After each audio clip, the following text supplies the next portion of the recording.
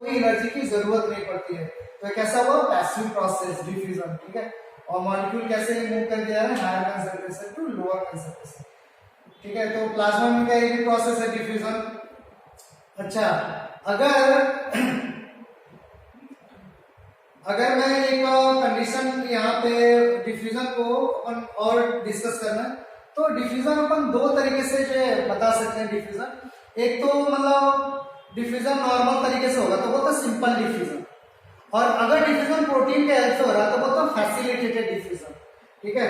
तो अपन एक डिफ्यूजन को दो पार्ट में जो डिवाइड कर रहे हैं, simple diffusion and facilitated diffusion, ठीक है।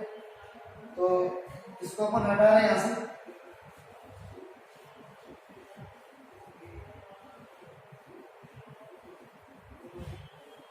Diffusion divide in two parts,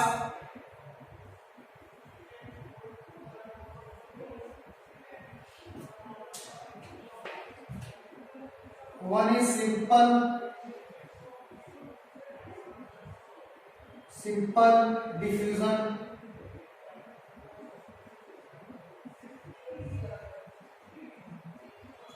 another one is facilitated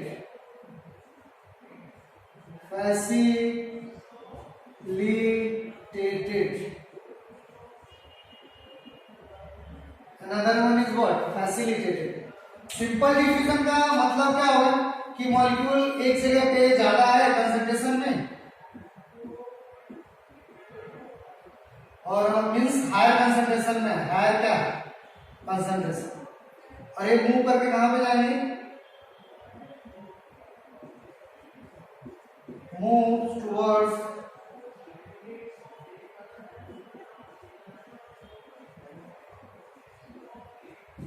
lower concentration. Higher concentration से लो कंसंट्रेशन की ओर मॉलिक्यूल क्या कर रहे हैं, मूव करके जा रहे हैं। तो अपन बोलते हैं सिंपल तरीके से डिफ्यूज हो रहा है, जैसे गैसेस मॉलिक्यूल डिफ्यूज होते हैं, या कोई लिक्विड एक जगह ज्यादा दूसरी जगह, एक जगह ज्यादा है दूसरी जगह जो मूव करके जा रहा है, तो अपन बोलते हैं सिंपल डिफ्यूजन, ठीक है। तो इतना क्लियर हो गया सिंपल डिफ्यूजन का मींस क्या होता है, molecule move from higher concentration to lower concentration, ठीक है, विदाउट हेल्प ऑफ प्रोटीन, बिना प्रोटीन की हेल्प से नॉर्मल तरीके से मूव कर रहा है। उसके बाद दूसरा देखते हैं फैसिलिटेटेड, ठीक है। तो फैसिलिटेटेड में देखते हैं दोनों में क्या थोड़ा सा डिफरेंस है। फैसिलिटेटेड में क्या होता है, किस तरीके से कंडीशन होता है कि ये प्लाज्मा मेम्ब्रेन है, और प्लाज्मा मेम्ब्रेन के बीच में प्रोटीन मॉलिक्यूल इस तरीके से लगा होता है, this one is protein molecule, ठीक है, this one is what protein molecule लगा रहता है, और यहाँ पे मॉलिक्यूल है कई सारे।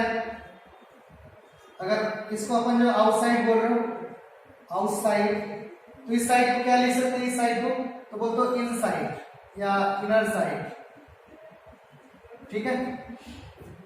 अब क्या होता है कि जो भी प्रोटीन मॉलिक्यूल है मेम्ब्रेन में लगा होता है, जैसे मॉलिक्यूल प्रोटीन से बाइंड अप होता है, प्रोटीन के जो भी स्ट्रक्चर है प्रोटीन के कॉन्फ़िगरेशन में चेंज आता है, और प्रोटीन सामने से बंद होके पीछे से जो ओपन हो जाता है, और ये मॉलिक्यूल फिर जो ये आउटसाइड से बाइंड होके इनसाइड में जो है ट्रांसपोर्ट हो जाता है। तो इस तरीके से प्रोटीन के स्ट्रक्चर में चेंज होने की वजह से मॉलिक्यूल ट्रांसफर हो रहा है, यहाँ पे भी कोई एनर्जी नहीं लग रहा है, ठीक है।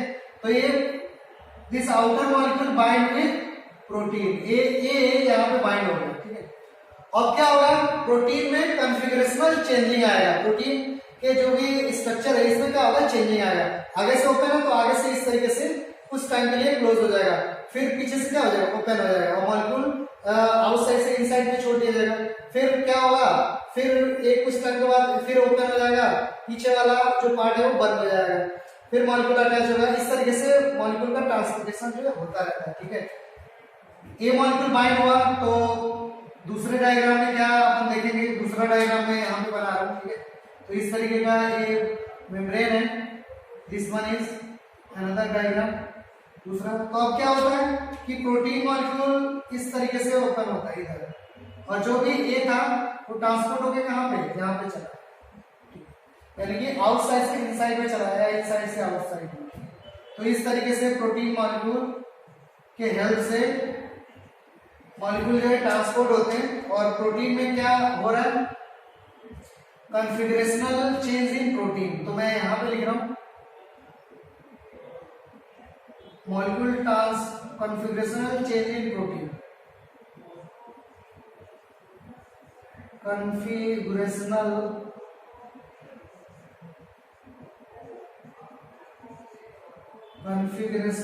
चेंज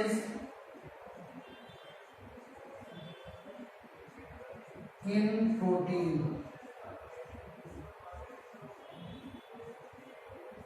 प्रोटीन में क्या हुआ, कॉन्फ़िगरेशनल चेंजिंग आया, ठीक है, और उसका कॉन्फ़िगरेशन चेंज हो गया। तो इस साइड से मॉलिक्यूल जो इस साइड में मूव करके चला गया, ठीक है। तो इसको अपन जो बोलते हो फैसिलिटेटेड डिफ्यूजन। क्या बोल रहे हो, फैसिलिटेटेड डिफ्यूजन, ठीक है। तो इतना आपको समझ में आ गया कि हाँ डिफ्यूजन का मतलब क्या है, सिंपल डिफ्यूजन, फैसिलिटेटेड में क्या डिफरेंस है। तो आप जो है दोनों में डिफरेंस एक जगह पे जो है लिख के रखेंगे, ठीक है। तो ये मैं यहाँ से हटा रहा हूँ डिफ्यूजन। इसी से रिलेटेड जो है एक मतलब जो है मेम्ब्रेन से रिलेटेड एक्टिव ट्रांसपोर्ट है, तो मैं इसको बता दे रहा हूँ एक्टिव ट्रांसपोर्ट को, ठीक है।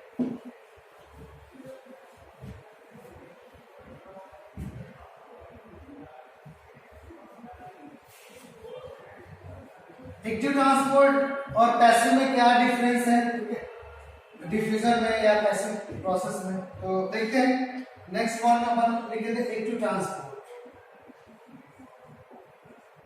एक्टिव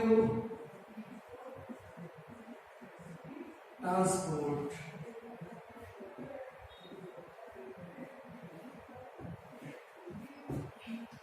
पॉइंट करके लिखेंगे। एक्टिव ट्रांसपोर्ट में मॉलिक्यूल कहां से कहां ट्रांसफर होता है, तो यहाँ पे अगेंस्ट द कंसंट्रेशन जाता है, ठीक है, अलोंग नहीं जाएगा। कैसे जाएगा, अगेंस्ट द कंसंट्रेशन ग्रेडियंट, ठीक है। तो एक्टिव, और एक्टिव क्यों बोल रहे हो, क्योंकि यहाँ पे एनर्जी यूटिलाइज होगा। इस प्रोसेस में, ट्रांसपोर्टेशन के प्रोसेस में क्या चाहिए, एनर्जी चाहिए, तो अपन बोलते हैं एक्टिव ट्रांसपोर्ट, ठीक है। पॉइंट लिखेंगे, here molecule move from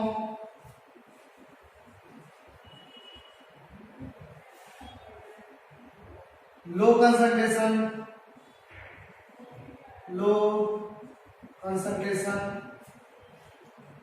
to higher concentration।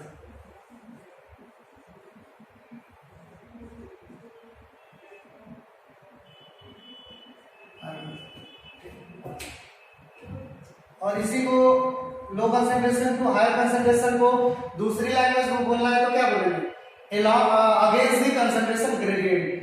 Diffusion में क्या लिखे थे, अलोंग द कंसंट्रेशन, ठीक है, कि मतलब हायर से लोअर जा रहा था, यहाँ पे उल्टा, तो यहाँ पे बोलेंगे अगेंस्ट द कंसंट्रेशन ग्रेडियंट। इसी को दूसरे लैंग्वेज में लिखना है तो क्या लिखेंगे, against the concentration gradient.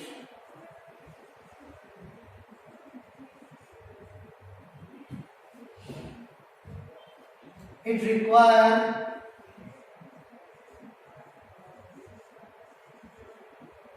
require energy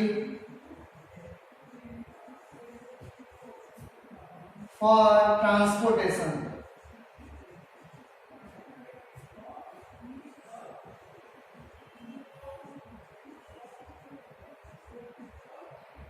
ठीक है, so it's called active process। so it's called what, active process, ठीक है।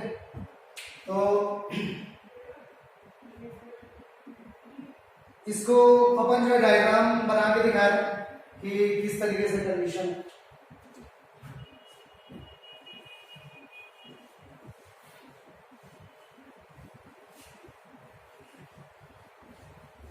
एक डायग्राम से समझते हैं इसको। अगर इस तरीके से कोई सेल है, इस तरीके से, और इस सेल को मैं बोल दिया, तो सेल के प्लाज्मा मेम्ब्रेन पे कई सारे प्रोटीन लगे रहते हैं। इस तरीके से यहाँ पे जो है प्रोटीन जो है प्रेजेंट है, कई सारे प्रोटीन प्रेजेंट होते हैं, और इस प्रोटीन को अपन बोलते हैं ट्रांसपोर्टर,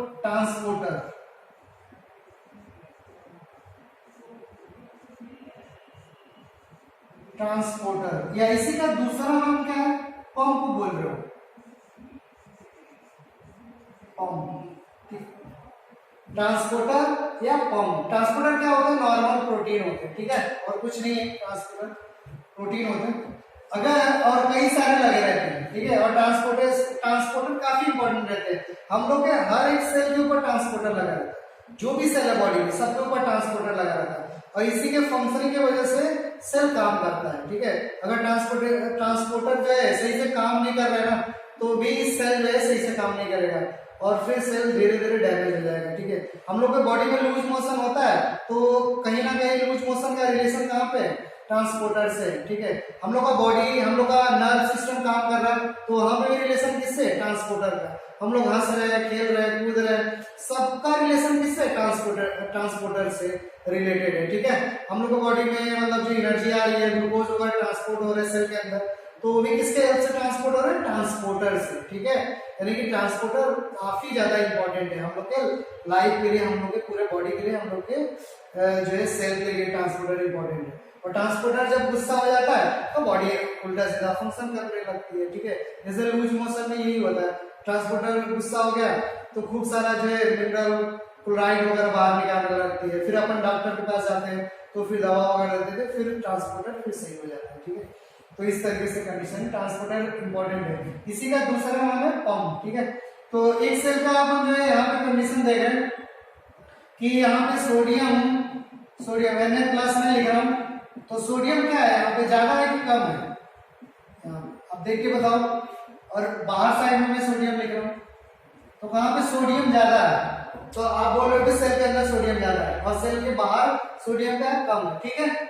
दूसरा कंडीशन अपन ले रहे हैं, पोटेशियम में लिख रहा हूँ K प्लस लिख रहा हूँ, K प्लस, तो कहाँ पे K प्लस ज्यादा दिखाई दे रहा है, सेल के अंदर या सेल के बाहर, तो सेल के बाहर K प्लस ज्यादा, पोटेशियम ज्यादा। अब अगर नॉर्मल आपसे कोई पूछे तो होना क्या चाहिए, सोडियम ज्यादा है तो बाहर जाना चाहिए, पोटेशियम बाहर ज्यादा है तो पोटेशियम जो है बाहर से अंदर आना चाहिए, लेकिन क्या होता है, उल्टा होता है। उल्टा, इसको मैं दूसरे तरीके से समझा रहा हूँ, बोल सकते हैं कि अगर सपोज करो कि ये रूम जो है पूरा भरा हुआ है स्टूडेंट से, इस रूम की कैपेसिटी है कि इसमें मतलब जो है 70 स्टूडेंट रह सकते हैं। अगर 70 से ज्यादा अपन कर दिए, मतलब 600 घुसा दिया इस रूम में, तो क्या होगा, मतलब पूरा अजीब टाइप का क्लास का माहौल है, कोई किसी के ऊपर चढ़ के बैठा है, कोई फैन पे लटक रहा है, कोई इधर कोई उधर कोई इधर, मतलब उल्टा सीधा, मतलब अजीब टाइप का कंडीशन हो जाएगा, ठीक है। कोई बोर्ड पे ही लटक गया ऐसे, क्या कोई डोर पे ही लटक गया। और इसी मिड में जो जब इस तरीके से कंडीशन था, ठीक है, कोई किसी के ऊपर चढ़ा हुआ है, इसी में एक न्यू एडमिशन आ गया, एक न्यू स्टूडेंट जो है आ गया क्लास में, तो जैसे ही क्लास में एंटर किया तो देखा यार क्लास का तो अजीब जैसा माहौल है, क्लास तो एकदम मतलब कुछ स्टूडेंट जो है लटक रहे हैं, कुछ झूल रहे हैं, ये वो, तो क्या वो स्टूडेंट आएगा क्या क्लास में, वो स्टूडेंट कभी नहीं आएगा। लेकिन एडमिशन करा लिया, उसको तो आना ही, तो फिर वो देख के इस माहौल को भाग जाएगा। लेकिन एडमिशन तो हो गया, पढ़ना तो इसी क्लास में है, तो अब मैम क्या करेंगे, मैम पकड़ के लाएंगी, उसको धक्का देंगी, फिर जो है दरवाजा क्या बंद, वो भी कहीं पे अपना जो है एडजस्ट करेगा जगह वगैरह, ठीक है। सेम टू सेम यहीं पे कंडीशन है, यहाँ पे कंडीशन होगा सेम टू सेम।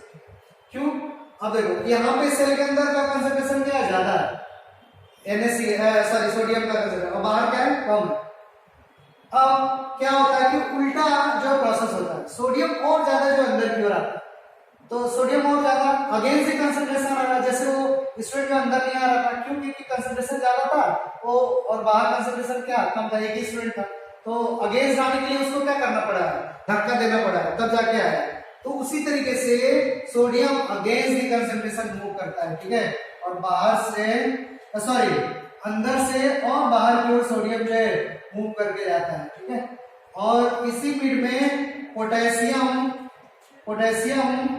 अंदर से सॉरी उल्टा हो गया, ये तो अंदर से सोडियम क्या होता है, सोडियम अपन बोल रहे हो बाहर से अंदर की ओर और ज्यादा मूव करके आता है, बाहर से अंदर की, ठीक है। और इस कंडीशन में पोटेशियम में क्या है, पोटेशियम और ज्यादा अंदर से बाहर की ओर मूव करके जाता है, ठीक है। तो इसके लिए क्या करना पड़ता है, एक फोर्स लगाना पड़ता है, क्योंकि ये क्या अगेंस्ट दी जा रहा है, ये भी क्या अगेंस्ट दी जा रहा है, तो इसके लिए फोर्स की जरूरत पड़ती है। और this force is utilized in form of energy, ATP यहाँ पे खर्च होता है और यही एनर्जी देता है इस प्रोटीन को काम करने के लिए। तो एटीपी ब्रेकडाउन होता है किसमें, तो अपन बोलते ADP प्लस PI, और जो भी एटीपी टूटता है तो एनर्जी रिलीज होता है, उसी एनर्जी को कौन पकड़ लेता है, कौन यूज कर लेता है, तो ये प्रोटीन मॉलिक्यूल यूज कर लेता है। जो प्रोटीन जो ट्रांसपोर्टर है वो यूज करके क्या हो जाता है, ओपन हो जाता है और मॉलिक्यूल क्या हो जाता है, ट्रांसपोर्ट हो जाते हैं। ठीक है, तो यहाँ पे ट्रांसपोर्टेशन कैसे हो रहा है, तो अपन बोलो अगेंस्ट द कंसंट्रेशन हो रहा है, तो so it is active process. क्या बोल रहा हूँ, एक्टिव प्रोसेस होता है। ठीक है, एक्टिव प्रोसेस है। और एटीपी का फुल फॉर्म आप समझ पा रहे होंगे, एनर्जी करेंसी होता है। जो माइटोकॉन्ड्रिया अपन जो फोकस करेंगे, यहाँ पे माइटोकॉन्ड्रिया को डिस्कस करेंगे तो देखेंगे यहाँ पे कैसे एटीपी डेवलप हो रहा है। ठीक है, ये एनर्जी करेंसी एटीपी। एटीपी का फुल फॉर्म क्या है, एडिनोसिन ट्राइफॉस्फेट। जिसको नहीं पता है वो लिख लेगा एडिनोसिन, या कुछ इसमें एडिनोसाइन भी बोलते हो, वो प्रोनाउंसिएशन है, एडिनोसिन ट्राइफॉस्फेट। 3 फॉस्फेट लगा है तो ट्राइफॉस्फेट बोलो, एडिनोसिन ट्राइफॉस्फेट। इसको क्या बोलेंगे, तो same to same adenosine diphosphate, और पीआई लिखा है तो इनऑर्गेनिक फॉस्फेट। इसका मीन्स क्या होगा,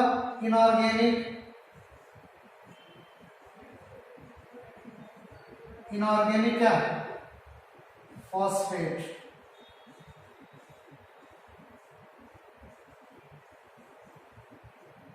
इसका नाम क्या होगा, एडिनोसिन डाइफॉस्फेट। तो जिसको नहीं पता मैं यहां पे लिख दे रहा हूं एडिनोसिन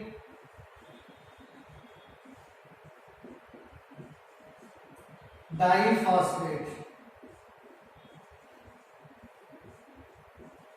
ठीक है, ऑलमोस्ट तो सबको पता ही रहता है। तो इस तरीके से हो गया कि एटीपी के हेल्प से जो है ट्रांसपोर्टेशन हो रहा है, तो बोलते हैं एक्टिव ट्रांसपोर्ट। ठीक है, मैं कुछ चीज को मिटा रहा हूं यहां से, जैसे मैं इसको हटा रहा हूं यहां से और इस फुल फॉर्म को हटा रहा हूं। ठीक है, इतना क्लियर हो।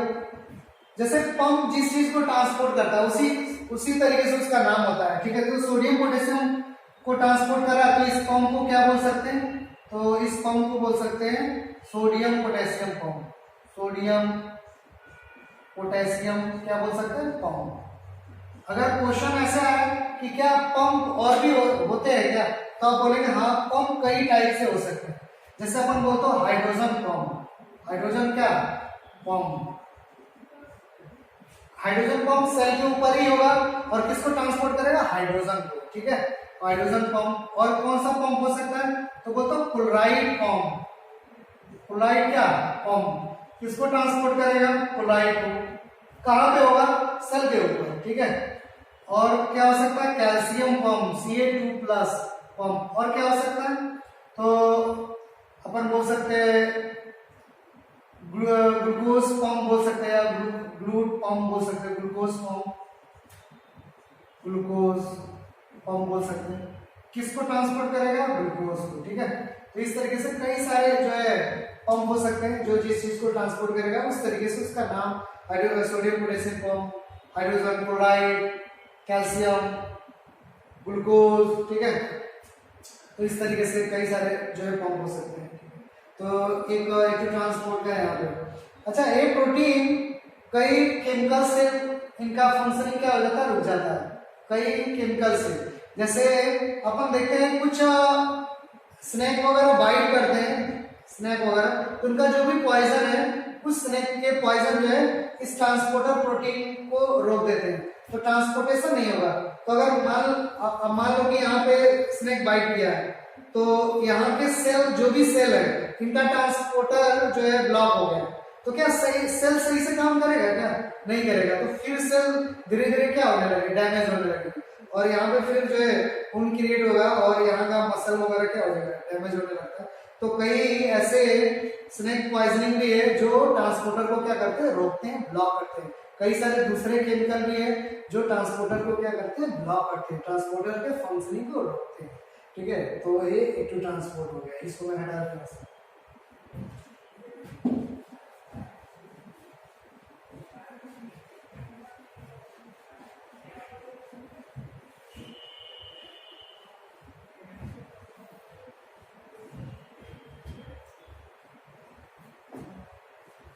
उसके बाद जो है एक दूसरा प्रोसेस था ऑस्मोसिस।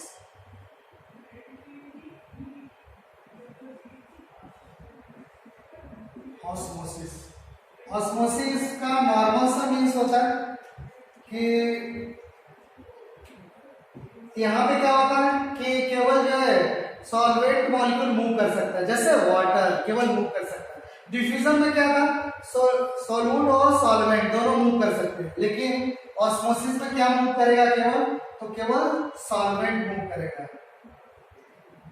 ओनली सॉल्वेंट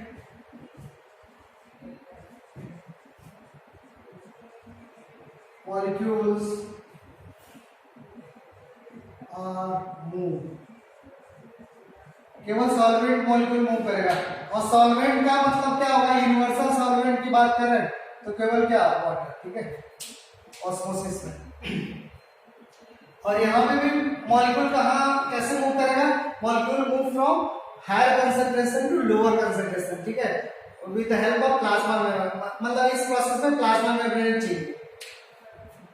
स्टूडेंट के माइंड में ये रहता है उल्टा, मतलब यहाँ पे लगाता है कि molecule move from lower concentration to higher concentration. ये गलत कॉन्सेप्ट है। मॉलिक्यूल और मॉलिक्यूल से रिलेशन किससे क्या माइंड में रखें, केवल वाटर मॉलिक्यूल। ठीक है, केवल सॉल्वेंट, यानी कि water molecule higher concentration to lower concentration जाएगा। ठीक है, अगर मान लो कि ये कोई चीज है काफी कंसंट्रेटेड गाढ़ा है, कंसंट्रेशन यानी कि गाढ़ा, अगर ज्यादा गाढ़ा है तो वाटर क्या होगा, कम होगा। और ये दूसरा कोई चीज है और ये क्या है, कम कंसंट्रेटेड है, तो कंसंट्रेशन कम, गाढ़ापन कम, तो वाटर क्या है इसमें होगा ज्यादा। तो यहाँ पे कंसंट्रेशन ज्यादा, वाटर क्या कम, यहाँ पे कंसंट्रेशन कम, मींस वाटर क्या ज्यादा। तो कहां से कहां वाटर मूव करेगा, यहाँ से वाटर इसमें जो मूव करेगा, यानी कि वाटर हमेशा कहां से कहां मूव करेगा, यहाँ पे वाटर ज्यादा है, higher concentration to lower concentration. ठीक है, तो यहाँ पे अपन लिख रहे हैं molecule move from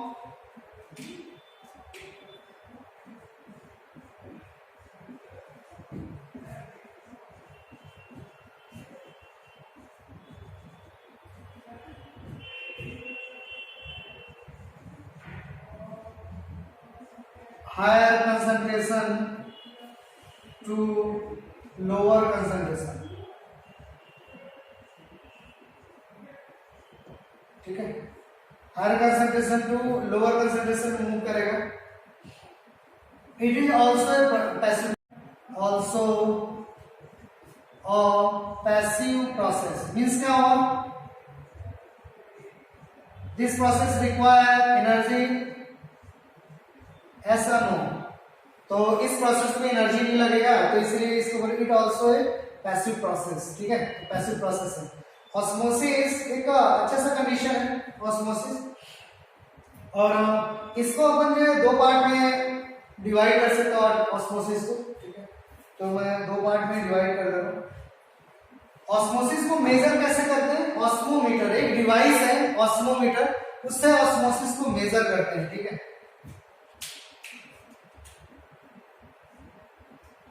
osmosis measured by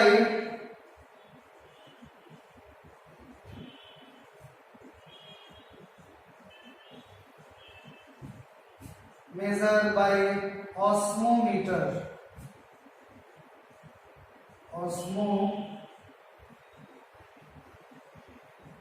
ये क्वेश्चन इंपॉर्टेंट है। ठीक है, ओलंपियाड वगैरह में पूछा है। ऑस्मोमीटर से ऑस्मोसिस जो मेजर करते एक डिवाइस है। ठीक है, ऑस्मोसिस को दो पार्ट में डिवाइड कर सकते हैं।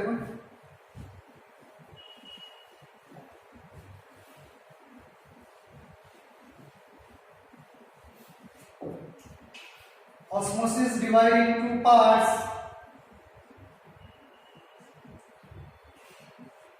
One is end osmosis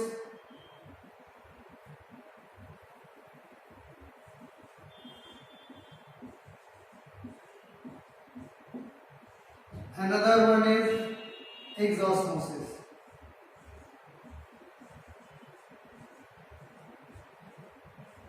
ठीक है, इंडोस्मोसिस और एक्सॉस्मोसिस आप सुने भी होंगे ये टर्म को। इंडोस्मोसिस अगर इस तरीके का सेल है, देखेंगे क्या कंडीशन है। अगर कोई सेल है, जैसे सेल मीन्स अमीबा का मैं एग्जांपल ले लिया, या ऐसे ही करके एक कोई सेल है और इसके अंदर कंसंट्रेशन ज्यादा है साल्ट का या ग्लूकोज वगैरह का, ठीक है, तो सेल के अंदर कंसंट्रेशन ज्यादा है, हायर कंसंट्रेशन ग्लूकोज वगैरह का, NaCl का हायर कंसंट्रेशन है। और इस सेल को अपन जो है वाटर में डाल देंगे,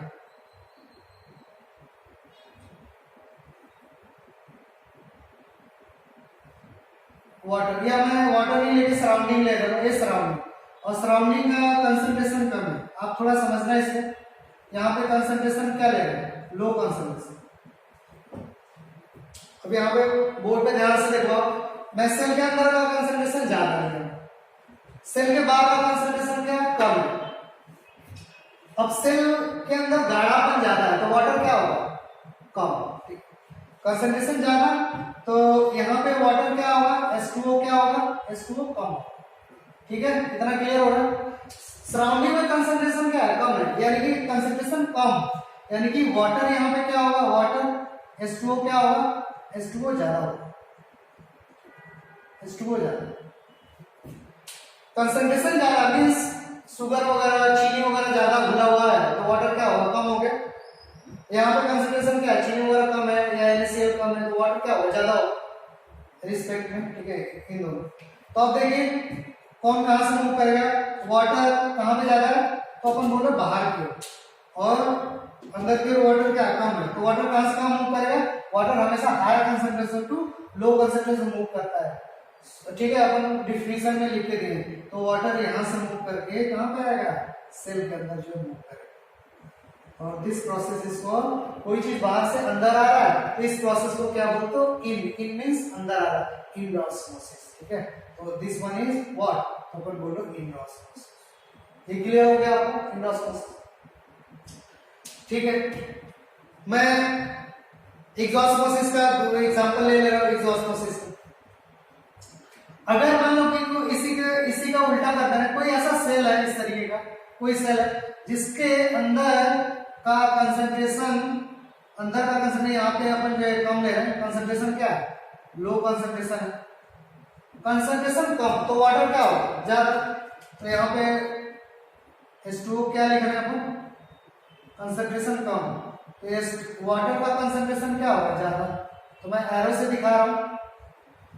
और सराउंडिंग क्या अपन ले रहे हैं, आउटसाइड का, तो यहाँ पे कंसंट्रेशन क्या है, तो कंसंट्रेशन यहाँ पे ज्यादा है, कंसंट्रेशन हायर कंसंट्रेशन, तो वाटर क्या होगा यहाँ पे, तो H2O लो कंसंट्रेशन में होगा, H2O कंसंट्रेशन क्या होगा, लो। अब वाटर कहां से कहां मूव करेगा, तो अपन बोल रहे हो higher concentration to lower concentration, यानी कि सेल के अंदर से बाहर की ओर मूव करके वाटर आएगा। ठीक है, तो सेल का वाटर अंदर से बाहर जा रहा है, मतलब आउट हो रहा है, तो बोलते हैं एक्सॉस्मोसिस। क्या बोल रहे हो, एक्सॉस्मोसिस। ठीक है, तो अगर वाटर सेल के अंदर जा रहा है तो इंडोस्मोसिस, अगर वाटर सेल से बाहर जा रहा है तो अपन बोलते हैं एक्सॉस्मोसिस। तो दिस वन इज व्हाट, तो अपन बोलते हैं एक्सॉस्मोसिस। इतना एरो नहीं चलाना है। ठीक है, आप जब नोट्स बनाएंगे तो थोड़ा मतलब यहीं पे लिख देना एक्सॉस्मोसिस और यहाँ पे लिख देना, ठीक है, यहाँ पे इस साइड में लिख देना इंडोस्मोसिस। ठीक है, लेकिन मैं बार बार लिखना ना पड़े इसलिए मैं कर रहा हूँ। ठीक है, ओवरऑल ये आपको समझ में आएगा इंडोस्मोसिस एक्सॉस्मोसिस क्या। ठीक है, इससे रिलेटेड कैसे क्वेश्चन बनेंगे, तो अगर मान लो कि मैं एक क्वेश्चन यहाँ पे डिजाइन कर दिया कि ये क्वेश्चन इस तरीके से है। ठीक है, आप क्वेश्चन लिखेंगे, क्वेश्चन मैं यहाँ पे बना दे रहा हूँ, if we placed fresh water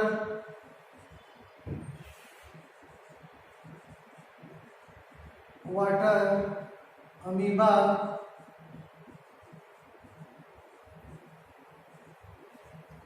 in marine water या मेराइन वाटर, then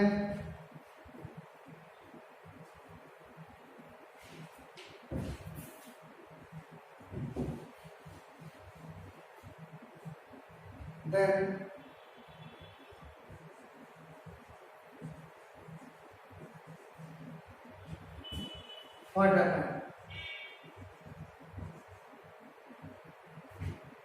ठीक है, क्या होगा अगर फ्रेश वाटर अमीबा है, इसको मतलब मेरीन वाटर में डाल दे तो अमीबा के ऊपर क्या इफेक्ट जाएगा? ये तो एक क्वेश्चन हो गया। दूसरा क्वेश्चन, आप जब क्वेश्चन सॉल्व करेंगे तो डायग्राम बना के सॉल्व करेंगे। दूसरा question, if we placed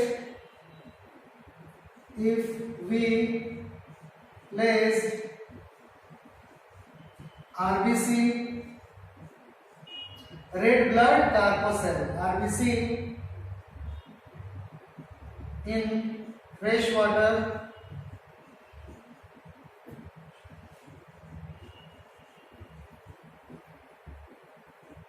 then मैं ऑप्शन दे रहा हूं, ऑप्शन में यहां पे लिख दे रहा हूं। पहले वाले का ऑप्शन नहीं, पहले वाला आपको करके बोलना क्या होगा। इसका सेकेंड क्वेश्चन, सेकेंड का मैं ऑप्शन इधर लिख रहा हूं। देन फर्स्ट ऑप्शन है RBC become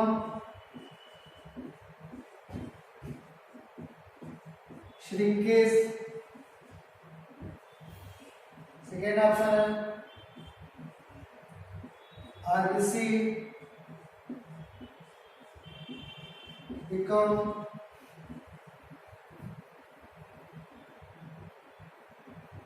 swell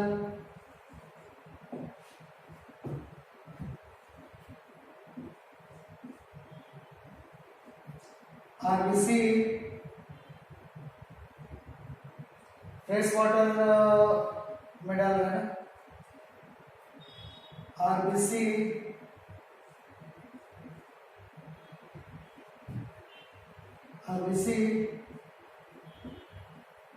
first become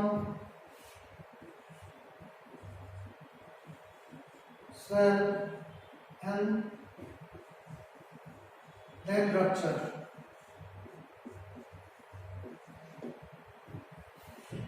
D option है।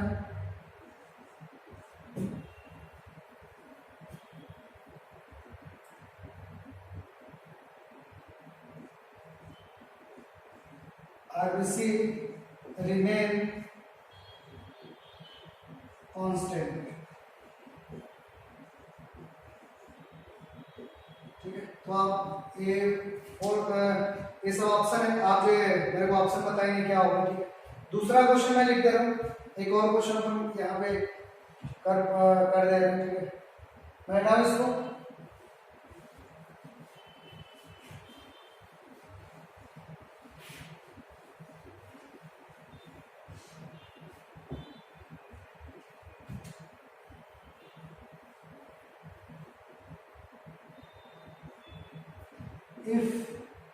if we apply NaCl salt है ना, NaCl in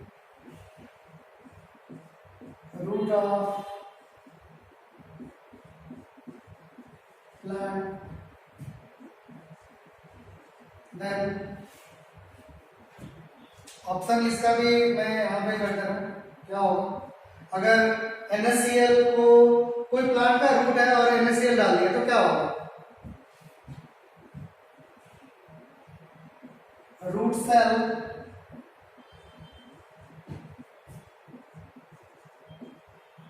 become shrinkage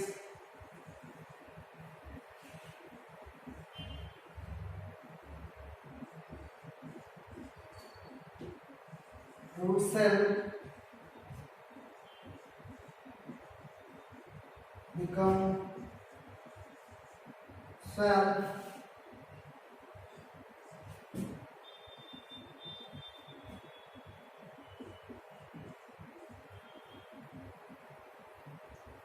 root cell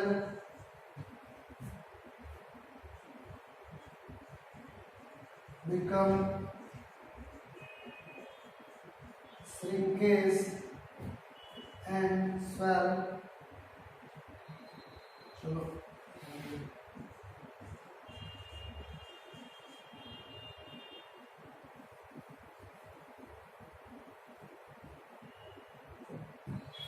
last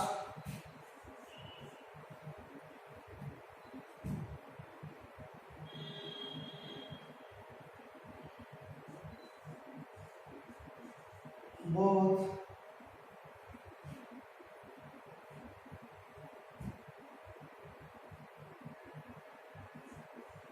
be यहाँ भी एक ऑप्शन नन ऑफ दिस। ठीक है, तो इसको आप जो है करके लाएंगे। ठीक है, फिर अपन जो है डिस्कस करेंगे। ठीक है, तो मैं ये इसको हटा, ये कुछ ऑस्मोसिस से रिलेटेड क्वेश्चन थे, अच्छे क्वेश्चन थे। ठीक है, इससे मतलब कई सारे क्वेश्चन बनते हैं। ठीक है, एक इस तरीके का है, मैं प्लांट का एग्जांपल बता दे रहा हूँ। अगर कोई फ्रेश वाटर प्लांट है, उसको मेरीन कंडीशन में लगा रहे हैं, तो प्लांट के अंदर वाटर क्या हुआ ज्यादा, मेरीन कंडीशन में वाटर क्या हुआ कम।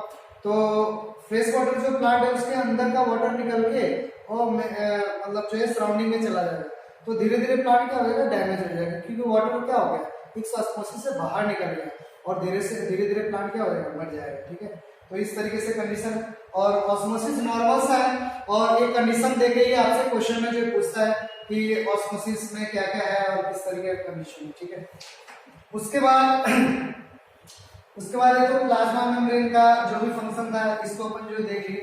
उसके बाद अपन जो है सेल ऑर्गेनेल्स के बारे में फोकस करते हैं, और सबसे पहले सेल ऑर्गेनेल अपन ईआर को जो है डिस्कस करेंगे। तो ईआर को अपन जो है डिस्कस कर रहे हैं।